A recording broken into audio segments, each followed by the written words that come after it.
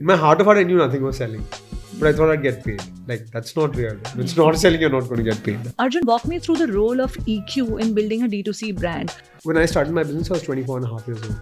I was not mature at all, right? And when I was thrown in the deep end, and for 2 years, Dr. Vaidya was an abject failure. That entrepreneurship has given me so much in relation to discovering myself and bettering myself, that you start believing in things like manifestation, you start believing in things like mindfulness, you start believing in things like being good to people and doing without expectation. There's so many silent and simple and kinder ways that you can let someone know that, Absolutely. hey, you're doing great. I think when you make yourself available emotionally to your team, make yourself accessible and approachable, and make them believe that you're actually one of them and that you're all together in this journey and this process, it really helps. So there were times when I said, look, I'm not performing really well today, and I know it, and it's my fault, and it's fine. What do you think are the top 3 mistakes that the young entrepreneurs are making? I'll do what I made as mistakes, right? You got to understand that this is going to be a journey from failure to failure with some success along the way, and you got to accept that. How does an entrepreneur and a young founder practice mindfulness when every single moment you're just constantly living in the future? Accepting that your mind needs a break. It can be 30 minutes a day, 20 minutes a day, 15 minutes a day of meditation, whatever that is. And it's something that I learned maybe after being burnt out once, where I had to just I could not even look at my phone on a Sunday.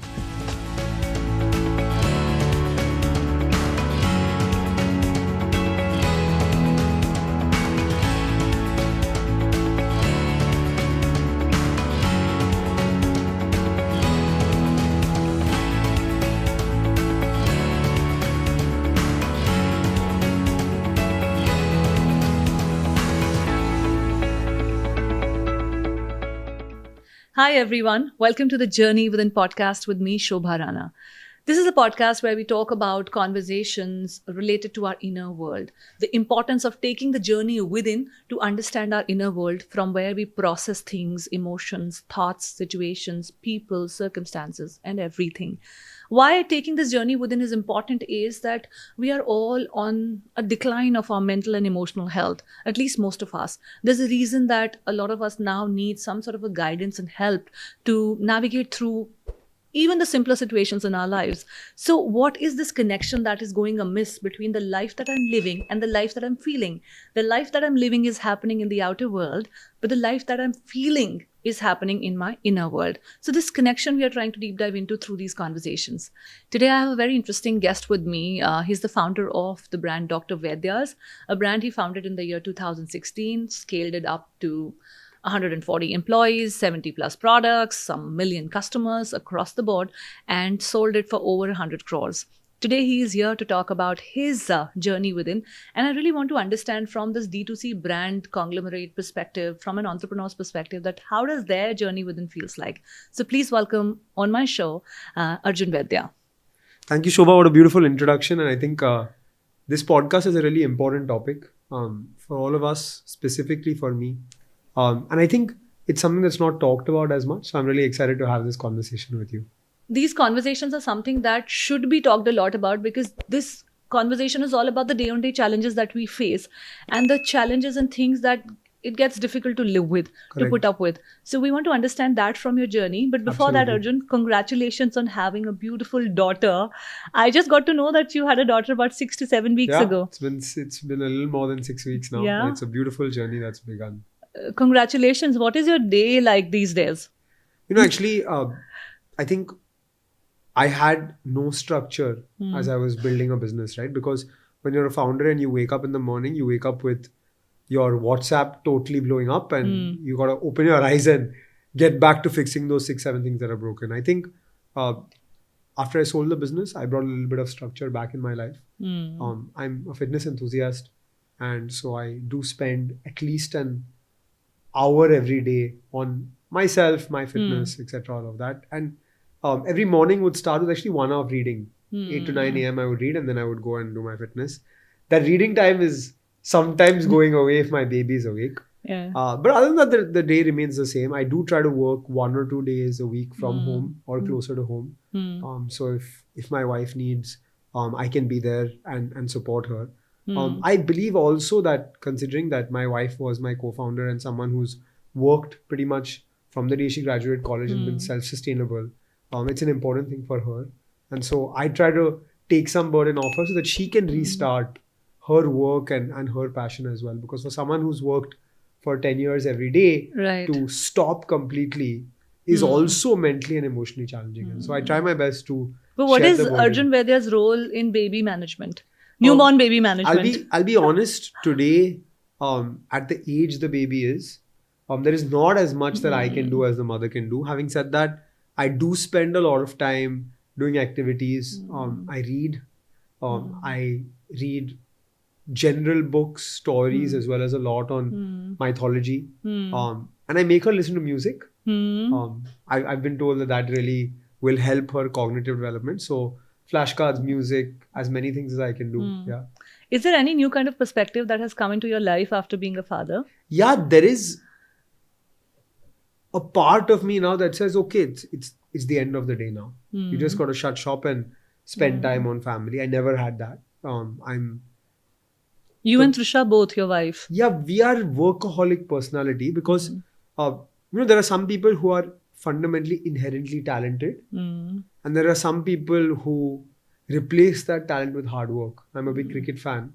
Never been a good cricketer. I was never a good footballer. I was never a good squash player. I love sports. And so I have to put in more work than everybody else, and I'm used to that, right? So we were the more hard work, put in more hours than everybody else to substitute for the lack of talent kind of people. And I think when the babies come, sometimes we're like, no, today I'm after 3 p.m. I'm not going to work. After 4 p.m. like I pretty much work every Saturday and a lot of Sundays as well. And now this weekend, for example, I just didn't feel like working after the afternoon, and so I shut shop, right? So I think that perspective of prioritization, of a strange sense of calm has happened since January 11th. Wow. And a lot of us had also come in because you sold your company and then you planned your baby. Was that a planned move, or yeah, I think you it had was. no time we had before absolutely that? no time while we were building the business. We were young founders. We didn't understand balance. We were 99% of our day spent on just thinking about one thing. So it was unrealistic to be planning a But baby. what works the best for you? Planning everything and putting it into a structure, or just letting life happen the way it's happening, or a balance of both? I think letting life happen. As much as you wanted to plan, how could we plan when we sold our company and then when we wanted to have a baby, etc. So I would say that I actually view life in 100-day sprints. What is the short and medium term goal in these 100 days? And then 5 years is actually 18, 19 of these 100-day sprints, right? So for the next 100 days, this is what's going to happen. And so I can plan for the next from that. Instead of saying, if someone asks me, where do you see yourself 5 years from now? I have no clue. I think that question has become sort of obsolete now for our generation. Because if you asked me 5 years ago, would I believe I'd be sitting on this couch with you and having this conversation? The answer is probably not. And so I like to view my life in sort of smaller sprints. Yeah, that question is no longer relevant anymore because life is evolving at such a fast pace that what you thought of yourself, a version of you that existed 5 years ago with certain dreams, belief system, goals, aspirations, a definition of success, whatever your yardstick was, all of that is changing, and it's changing so fast. I read it, in fact, somewhere that, every 10 years, if your dreams and your goals and your definition of success, if it's not changing, that means you're not evolving. But I think it's no longer even 10 years. I think it's 3 years. The person that I was 3 years ago, it's very difficult for me to relate to that person even. In 20 years, we've had 14 iPhones, right? Imagine Just think that. about iPhone 1 versus iPhone 14. That's a good corollary also. You think about generations, right? Generations are now 5 years. Someone who's born 5 years from today will see the world very differently. From, like, if I see the world my baby is born in versus the world I was born in, it's a 31 year gap. It's a totally different world. When I was born, there was no computers at home. Right.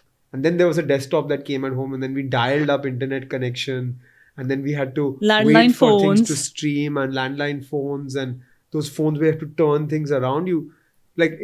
Actually, I was watching a YouTube video where they gave a child of today one of those phones. They would turn things around. Oh yes, to press even I watched that video. press the numbers, and how would they react? That's how much shift Yeah. the world is undergoing. So World has changed at a very, very rapid stage, and it's further changing.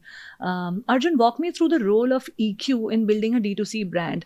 See, you've talked about your brand at various platforms, and it's a success story. You've sold it for over 100 crores. And when you're building a brand right from scratch, even if you have your teams in place, there are still a lot of things that you end up doing, and you have marketing, advertising, supply chain, your inventory, and everything, right? But you're also overseeing kind of everything. So it gets tough on a person to mentally to be so involved in every process, and you're kind of spread too thin all the time. So how do you deal with that, and what is the role of emotional intelligence at that time to deal with your teams?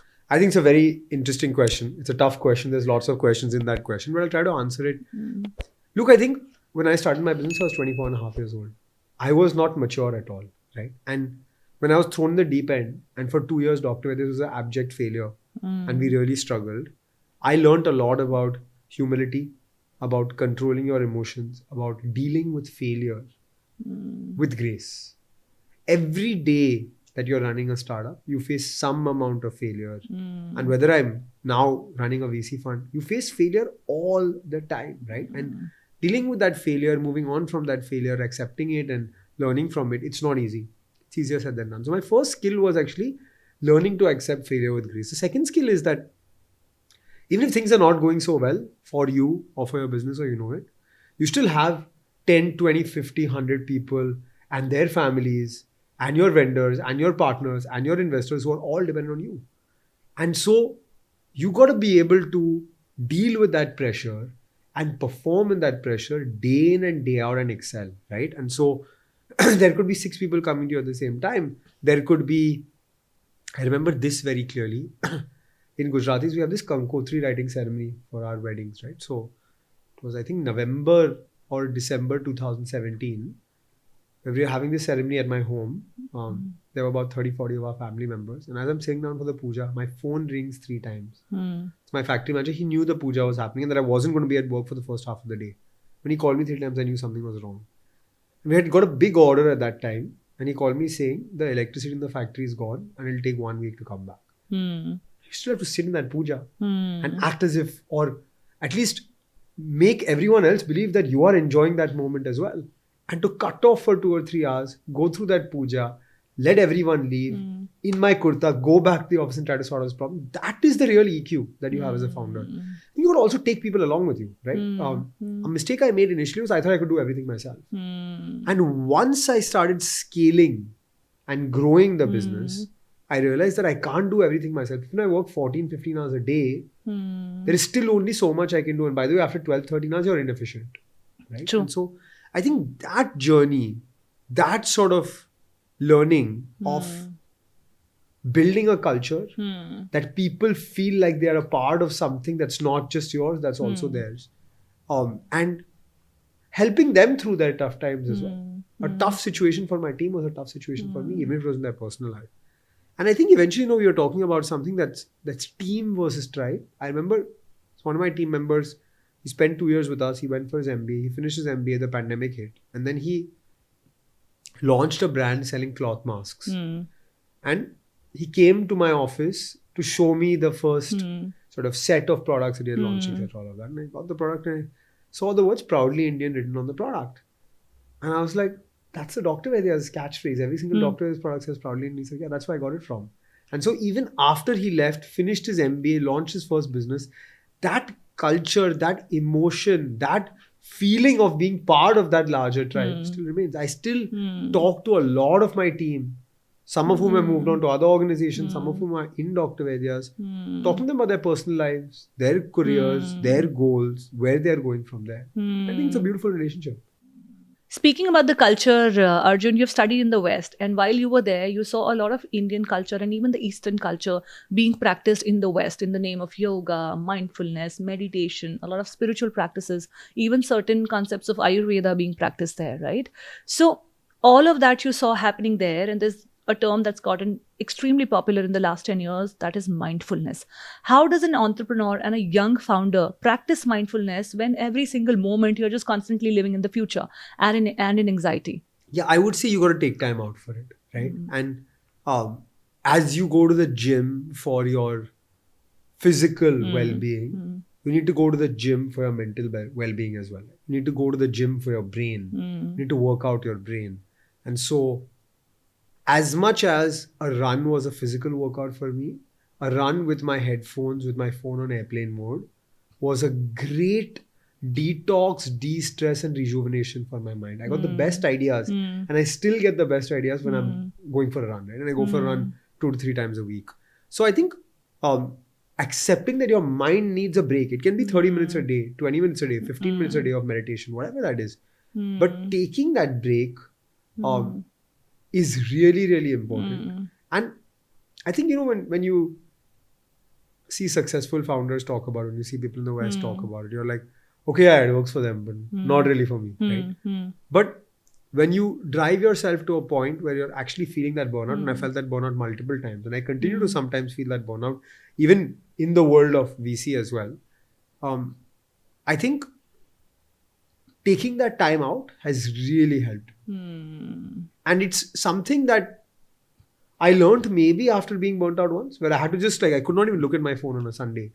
But that experience of not doing that and then practicing some meditation and then really working out my brain really helped me. Living in the present is extremely important. But as people who are very outwardly drawn, people who are out there to make a dent in the planet, create a brand and all of that, somewhere we start disconnecting from the present moment. Correct. And that also builds a lot of anxiety and fear into us. So have you had your bouts with... So whenever you watch sports games as well, right? What were sports games 15 years ago when you went to watch a live sports event? It was lots of people in the moment enjoying and cheering. What are sports games today? I went for the World Cup in December to Qatar. Half the time the game was going on, I was viewing the game from my phone. Because I was taking videos. Saying, yeah, I'll watch this later. I've never watched those videos again. How do we become people who learn to live in the present? I know it's a very, very tough question. If I'm really enjoying a moment, I put my phone on the side. I just put it on the side. But how do we make it a practice? Because it's so engineered in our systems now to not live in the present moment. Even while we are eating, we want to just predict that moment by clicking a picture and putting it on our social media and, getting some sort of a validation out there. Do not disturb on your phone. Yeah. It helps me. Do not disturb on your phone. So one has to build a lot of self-awareness and consciousness about it. Then only it can happen. So what are your practices to build self-awareness and consciousness? Checking my screen time on a weekly basis and seeing if I've What is it now? I've gone to, I think it's at 6.5 hours now. In a week? 6.5 hours a day. Oh boy, average that's for a lot. The week. Yeah, average for the week. But look, I think... but it's also your work I'm device. not wasting time, right? If I'm wasting time, then I know I'm making a mistake, right? But if I'm doing most of my work on WhatsApp or on email and I have to be on my phone, then I'm fine with that. But I think being honest with yourself and having a mirror for yourself, that's a person, right? So someone who tells you how it is in good times and bad times. In really bad times, when you're being too hard on yourself, that person has to tell you that's not so bad. Who's your rock in life? For me, it's my dad. He's just honest, right? And even if he talks to me and he tells me something and I say, I don't believe you, or I don't want to agree with you. But deeper than you do. Yeah. And he was really honest with us while we were building Dr. Vaidya's. We had really tough time at that time. He said, it's not so bad. You're just being hard on yourself. And when we started doing well and we raised money and we were flying high, you need that sort of prick to bring the hot air balloon a little bit lower, right? So what is the harshest feedback that you've gotten while building Dr. Vaidya's? I would say some bad feedback actually. Very rude, but bad feedback twice. Once was, hey, why are you wasting your time doing this? Your dad runs such a big business. Why don't you just join him? That was pretty harsh. And the second thing was, I actually don't like your packaging at all. So I'm not going to engage in this investor meeting. I think it's really bad. I think those were really harsh feedback loops to take. But it taught me a lot. But in that moment, when you get that feedback, what it does to you, your inner world, does it shake down? Do you start doubting your vision, These times I didn't doubt my vision because I had already gotten somewhere and I knew that actually it may not be as relevant feedback for me at that time. But there were a couple of times when I actually got really shaken up. One was just before I started, I met a pretty famous D2C founder who had reached out to me. And at that time, he was famous in 2016.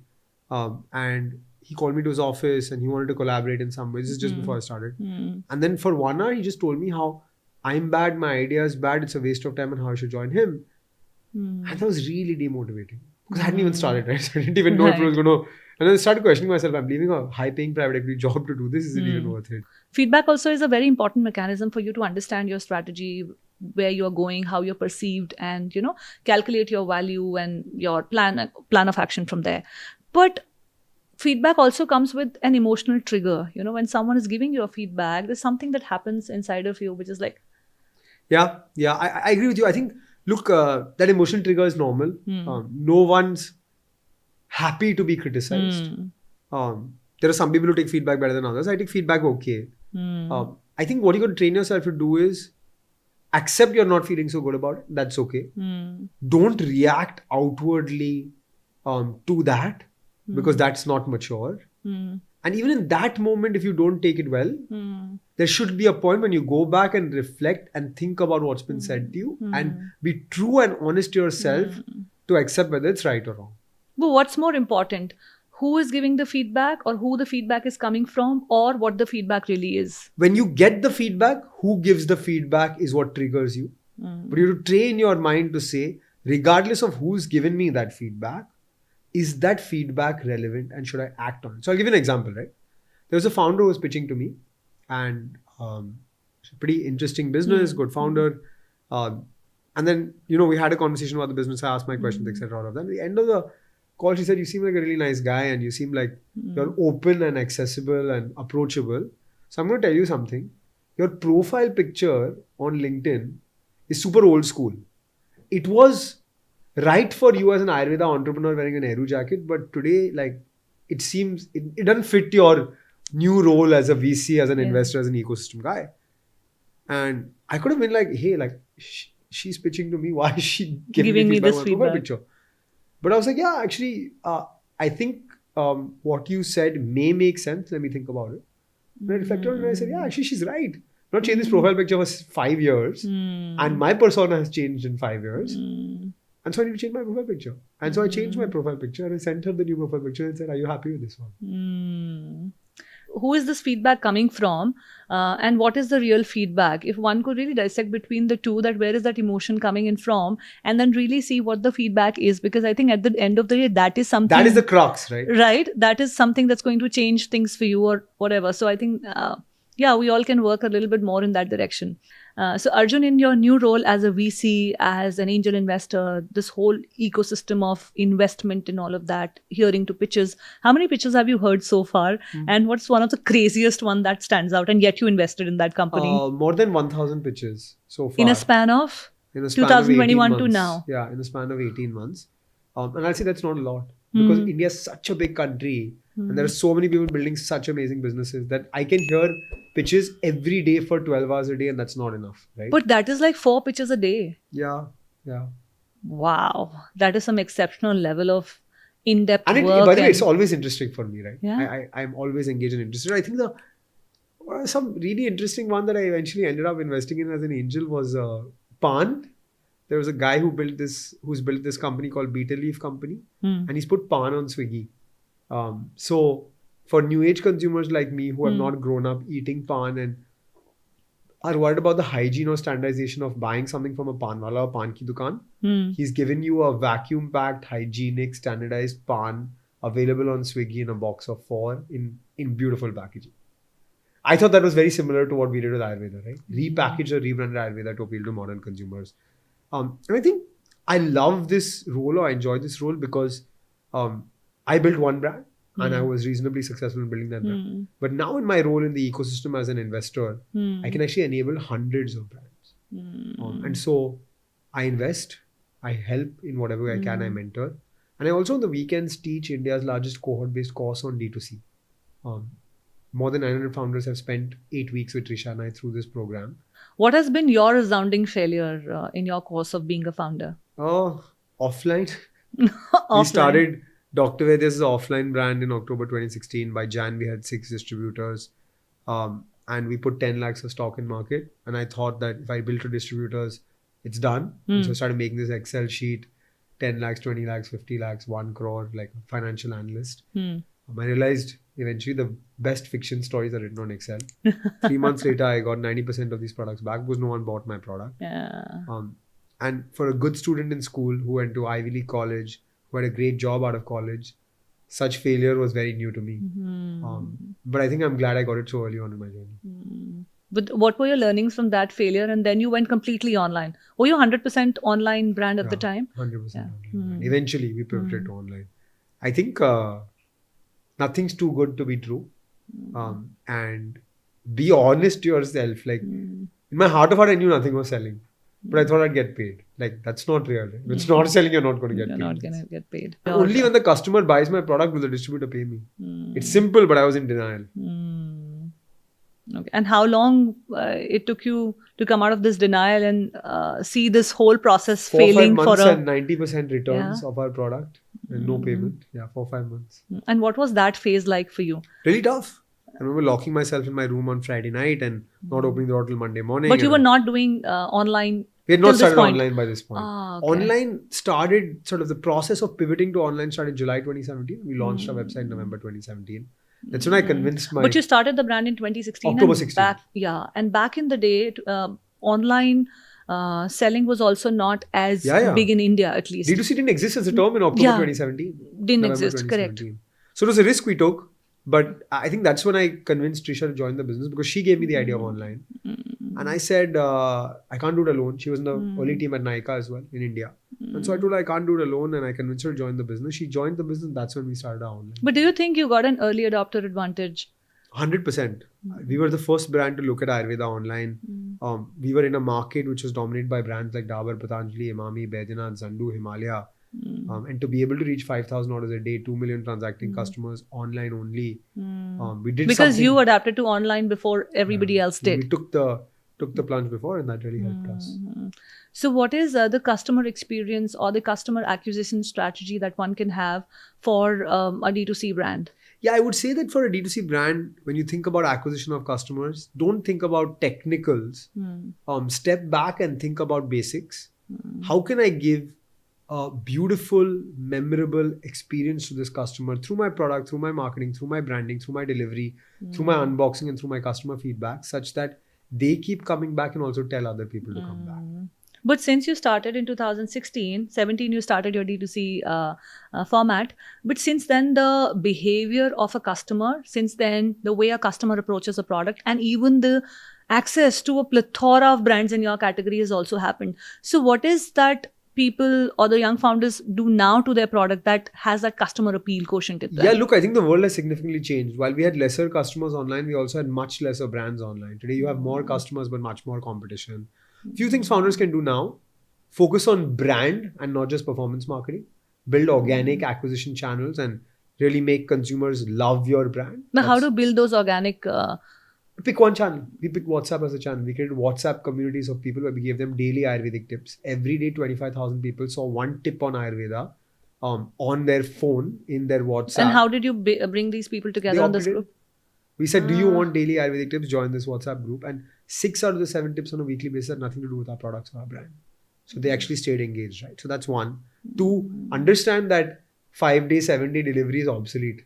Amazon Prime came to India with 3-4 day delivery and we were like, wow, 5 years ago. Today, 3-4 days delivery is considered very long. So give a faster delivery. And number 3, think about something personalized or memorable you can do for that customer that makes them tell 10 people, right? So if there is a brand that I really enjoy, when I meet you today, I can tell you, hey, by the way, check out this brand. And you'll tell people and that word of mouth. The customer is also expecting sort of a personalized treatment, personalized discount coupons, personalized experience while interacting with your brand. So what is it that one can do? What is that personalized feeling? If I'm to talk about from a sort of biological sense, when I buy a product or I open a product or I consume a product and I feel something unique and I smile, there is a secretion of dopamine that goes to my brain. And that secretion of dopamine or that feel-good factor stays with me for a long period of time. So what can you do? And it's different for different brands, right? For Jio, it was price when they enter the market. For AirPods, it's convenience. When you take out the AirPods from your case, it automatically syncs to your iPhone. For Dr. Vaidya's, we did a very unique thing. We launched the world's first Chyawanprash toffee. It was a great feeling for mothers to be able to give their kids Chyawanprash and actually the kids enjoy that experience. As opposed to them running around behind the kid with a spoon of Chyawanprash trying to force them to have it, right? So I think You got to think about what that moat is, what that unique selling experience is, and give that to the customers so that they feel that special feeling. It's not just about buying and consumption, it's about a feeling. Right. Speak a little bit more about moat, because I've heard it so much on another podcast that I want you to speak about it I here love as well. this concept of moat. It's a water body that surrounded forts and castles in the old days that gave them an additional layer of protection. Right. And in the competitive market, which we talked about earlier as well today, where there are 50 brands on Ayurveda that are selling Ayurvedic products on Amazon, or 100 brands selling Ayurvedic products on Amazon, and a customer clicks on a Dr. Vaidya's link and goes to the Dr. Vaidya's page and sees the product, and then they also see products you may like and 6 competitors' products. Why should they still click buy on your product? That's the moat you have to create for yourself. It could be brand. It could be... You showcase 6 other brands' products on your website. On Amazon. Yeah, okay. Forget your website. Right? Amazon is the equivalent of an offline store, right? Correct. In the online world.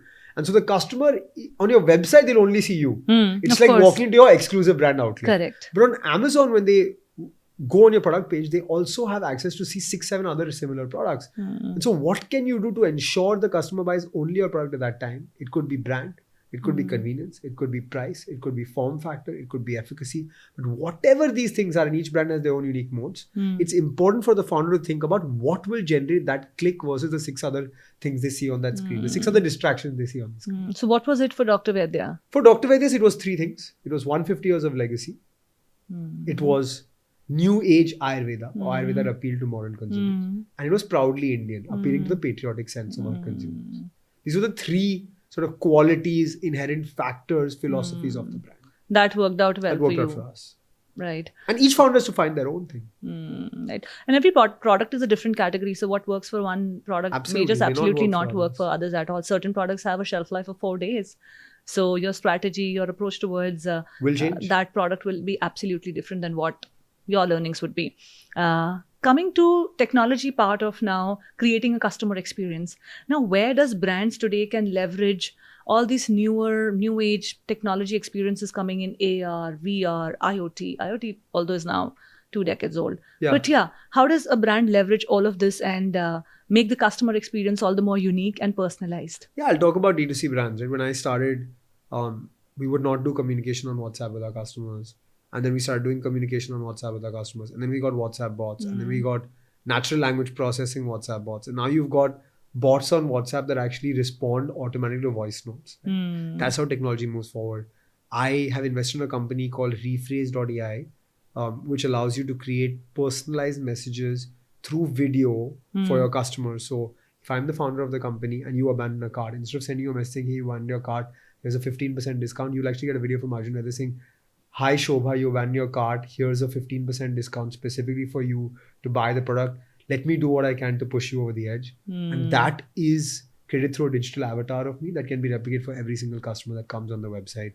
So I think there is a new age of using technology and technology should be used in a way that makes the customer experience seamless and easy without seeming non-personalized. I think that's the future. Consumers should feel like they're getting a personalized experience through the digital platform that makes it easier and better for them to consume. Technology has changed a lot of things over the years, and these experiences are now getting curated, but there are certain fundamentals that will always remain there in place. And one of the fundamentals of doing any business is fear. So, there's a lot. Like you said, so many employees, their families, your own personal aspirations, dreams, goals, etc. So how does one manage this fear of failure versus jumping the gun and taking the risk? It's a really tough one, right? So I think the first fear you feel as a founder is, I quit my job, I have no salary, and now I'm doing this thing. What's going to happen from here, right? Fear is tough. And fear is something you have to live with all through, right? So I've spoken to founders who've done IPOs and they were like, the day that we were going for the listing, we felt fear. And fear is okay. There's no harm in fear. There's no harm in anxiety, but you got to be able to leverage that positively to play. You think that after scoring 50, 100, Sachin was not nervous when he went out to play the 2011 World Cup? Of course he was nervous. But leveraging that fear or that anxiety or that nervousness in a positive way to help you perform, that's a skill you have to learn. But how does one learn that skill? By doing it more and more and more. and by getting 1% better every day. So giving your chance to fail at it over and over again and learning from it. Learning from your Absolutely failures. learning from it. So this continuous process of learning never stops. Repetition. Repetition Be there is every something. day, show up every day. If you're 1% better every day, you're 37x at the end of the year. If you're 1% worse every day, you're 97% worse at the end of the year. That is something that I read somewhere, and it makes so much sense, because repetition and consistency could really help you build something that didn't even exist in your mind for yourself. Absolutely. It holds true for your personal goals about just yourself, and it also, I think, holds true for your professional and aspirational career goals and stuff. Absolutely.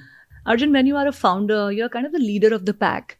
And for leaders, we perceive them to not have this vulnerable side to them. They to be absolutely strong in the know of what's happening and how it's happening and how it's to be done. Did you have episodes of vulnerability, and were you okay sharing it with others? Absolutely. I think initially you try to build this larger than life persona of yourself, right? Did you do that? Initially, that's what I did.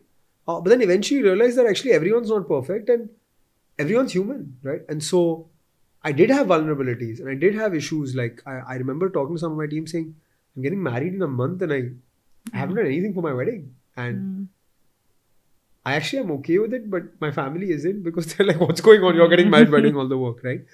But I think when you make yourself available emotionally to your team, make yourself accessible and approachable, and make them believe that you're actually one of them and that you're all together in this journey and this process, it really helps. So there were times when I said, look, I'm not performing really well today and I know it, and it's my fault and it's fine.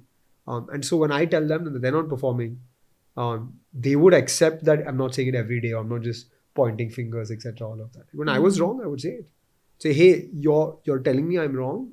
Tell me why, and I'll accept that I'm wrong and I'll change. Is there any moment where you lost your cool on someone else? Yeah, I think there's lots of times when I lost my cool. I think losing your cool comes from a place of passion, of fighting aggressively to just get it right all the time. But there are times I lost my cool and I used to apologize. Just say, sorry, I reacted wrongly and that's not what I should have done. I was in the heat of the moment and I made a mistake. And I still lose my cool. And it comes from a place of passion. But you have to just turn it around and apologize and move on from there. What is the worst that you have been or done in the moments you've lost it? Oh, I've broken things. Yeah. I've yelled. I've said things I shouldn't have said. I've made all of these mistakes, right? But my conscience is clear that I reacted wrongly, and I made it a point to make up or try to make up with the people. And look, sometimes you hurt someone in a place where you can't make it up, and that's wrong. But my job was to say, hey, I reacted wrongly. I'm human. I'm sorry. This is why I did what I did, and I apologize.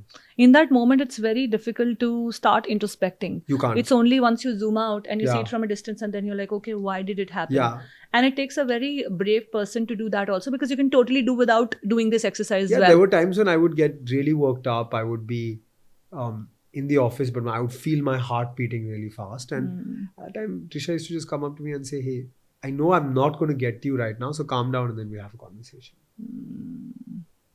I think that awareness about yourself and that habit of introspecting on your behavior, whatever it was, because a lot of our behavior stems out of passion, especially the moments of angers, because you want something to go a certain way. Now, whether it's right or wrong, that's a separate thing. That's something for debate, what's going on between the people at that time. But that passion translating into a behavior, and then you taking a step back and introspecting and trying to work on that behavior. So give me like some introspective exercises that you personally do that have worked for you. Writing at the end of the day what went right and what went wrong and how you'll do better. I think that's the only thing I do, and it's really effective for me.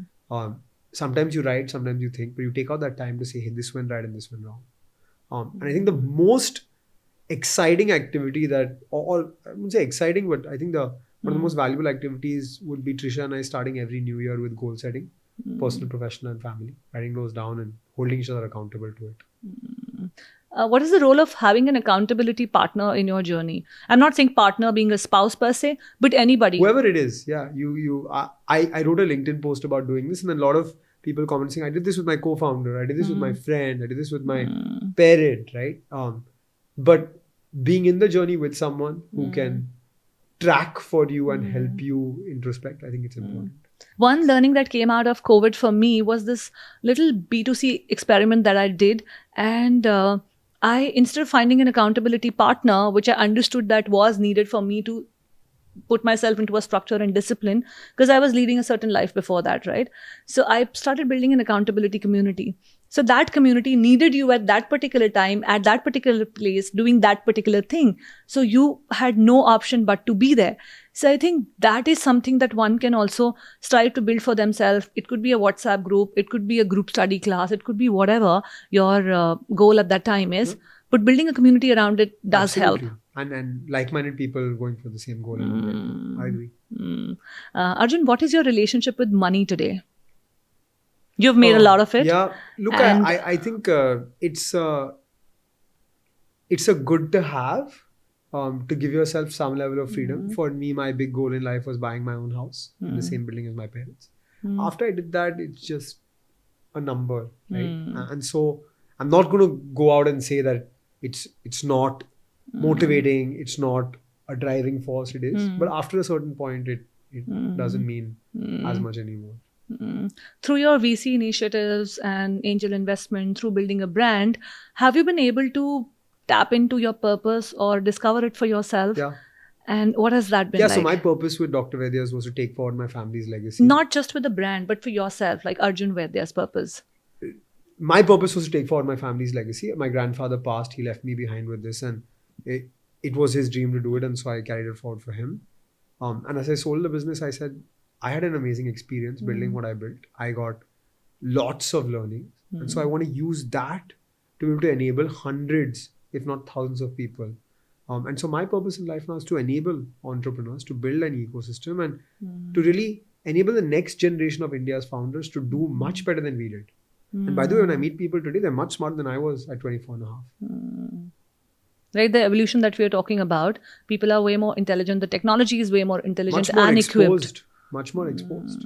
Arjun, with everything evolving so fast around us, what do you think are the top 3 mistakes that the young entrepreneurs are making? I'll tell you what I made as mistakes, right? One, I thought startups were really sexy and glamorous from the outside. And I didn't realize how much failure I would have to go through. And so when I got failure initially, I was shocked. I used to despair and get stressed about it, right? And so you got to understand that this is going to be a journey from failure to failure with some successes along the way, and you got to accept that. Second thing is I try to do everything on my own, build an empowered team on day one.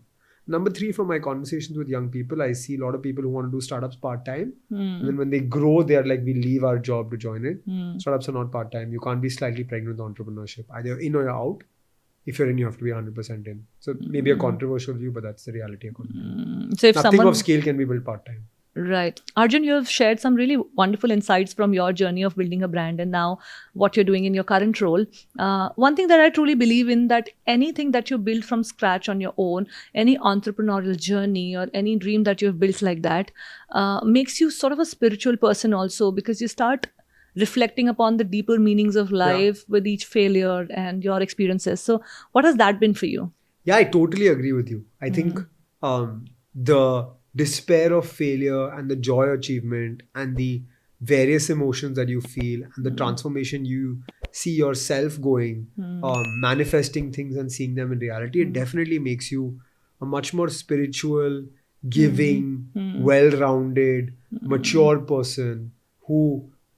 I was a totally different person when I started, and I'm a totally different person today. And I think that entrepreneurship has given me so much in relation to discovering myself and bettering myself, that you start believing in things like manifestation. You start believing in things like mindfulness. You start believing in things like being good to people and doing without expectation. I think all of these things I learned from being a founder. I think kindness is one of the very important lessons that one can learn from this journey. And that can really, really help you go forward with much more clarity, with much more rigor, and with much more just niceness around you, you know. And it's always to bring and build this calmness, zenness and kindness around you if you can. And I believe in serendipity, right? So I saw one of your podcasts. I just wrote to you on Instagram appreciating your work. And that led to us having this amazing conversation here, right? And so that's something I believe in. I appreciate people. I appreciate their work. I reach out to people and tell them they're doing good things, because if you saw something that I did and you appreciate it, I would feel great about it as well. And I just really loved your comment coming in like that, because obviously I never expected it. Although I think we have met a couple of times at one of the D2C Yeah. events and, at some awards or something like that for sure, because one of my jobs is also hosting events. Correct. So I remember taking Dr. Vaidya's name, and I'm sure you are the only representative Yeah. there. So I would have seen you and met you, but your comment, when it came to me, your message rather, when it came to me, it came as a great piece of validation, because I was also into the testing phase of Yeah. what I'm doing. Even now, I think I'm in the testing phase, but yeah, that was like my 4th or 5th episode. I think Yeah. that was with Karan, right? Yeah. Yeah. And you congratulated me. It really meant a lot. There's actually so much that you can do for somebody in extremely simple ways, Yeah. where you don't need to understand what they stand for, what is the Exactly. aspiration, what are they doing in life. You don't even need to understand that. We feel Absolutely. that we have to give too much of our time and ourselves to other people to, be with them in their journey. But there's so many silent and simple and kinder ways that you can let someone know that, hey, Absolutely. you're doing great. Thank you. So Thank you. it doesn't take a lot to make someone else's day, and Agreed. all that kindness starts coming back to you also. I agree with you completely. All of these things I have also learned in the recent few years. There's so many things that I believe in now. If you've spoken to, let's say, 7, 8 years younger me, what are those things for you? I think I'm an open book. I don't care how old a person is or what their experience is. I take a person for a person. And so I get feedback from my grandmom and I get feedback from my 5-year-old niece, and I take all of that. And I'm happy to do it. So that is something that you've learned with your experiences. Arjun, thank you so much for coming over and sharing such wonderful insights on your journey, from your journey. And on a parting note, I want to ask you one last question, and that is, what is your personal definition of success? My personal definition of success actually used to be customers happy. That was my definition of success. I was building a business. But my personal definition of success today is when you leave a room and people talk about you and they say good things about you and not around. That reputation is my sort of definition of success today in the work that I do and what I spend my time with. And I think, I think through this conversation, I've spoken about things that I've never spoken about, and it was a really meaningful conversation. I actually learned a lot through the conversation. I actually shared things I've never shared before. So thank you for hosting me. Thank you so much for coming over and opening up this vulnerable side of Arjun Vaidya that I think a lot of people would get inspired to see from, because a lot of young entrepreneurs, young people, our levels of patience are declining. Absolutely. Our mental health is declining. We are becoming a little more obsessed and angry about things. So I think a perspective like this puts things into place for a lot of people. So thank you so much for bearing yourself on my show. My pleasure. Thank you. Thank you, Arjun. Hi guys, I'm Arjun Vaidya. Watch me on Shobha Rana's podcast, A Journey Within, where I share my experience and my journey. Like, share and subscribe if you like what I had to say.